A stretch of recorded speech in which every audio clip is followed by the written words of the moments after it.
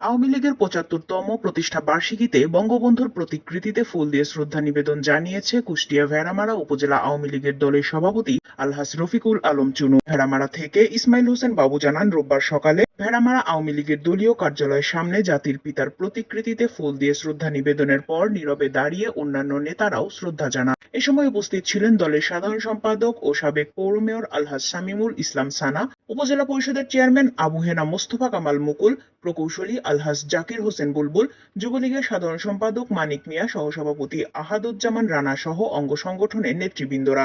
আলোচনা সভায় নেতৃবৃন্দরা বলেন, ৭৫-এ বঙ্গবন্ধুকে সপরিবারে হত্যার মধ্য দিয়ে আওয়ামী লীগকে ইতিহাস থেকে মুছে ফেলার ব্যর্থ চেষ্টা হলেও দীর্ঘ ২১ বছর লড়াই সংগ্রামের মাধ্যমে ১৯৯৬ সালে নির্বাচনে বর্তমান প্রধানমন্ত্রী শেখ হাসিনার নেতৃত্বে জয়ী হয়ে ২৩ জুন দলটি ক্ষমতায় ফিরে আসে। পরবর্তীতে বিএনপি জামাত জোট সরকারের অপশাসন, অমন নিপীড়নের বিরুদ্ধে আন্দোলন এবং গণতান্ত্রিক তত্ত্বাবধায়ক সরকারের সকল ষড়যন্ত্র মোকাবেলা করে আওয়ামী লীগ দিন বদলের সনদ ঘোষণা দিয়ে ২০০৮ সালে জাতীয় সংসদ নির্বাচনে জনগণের ভোটে পুনরায় বিজয় অর্জন করে এবং সেই থেকে টানা ৪ বার নির্বাচিত হয়ে সরকার গঠন করে।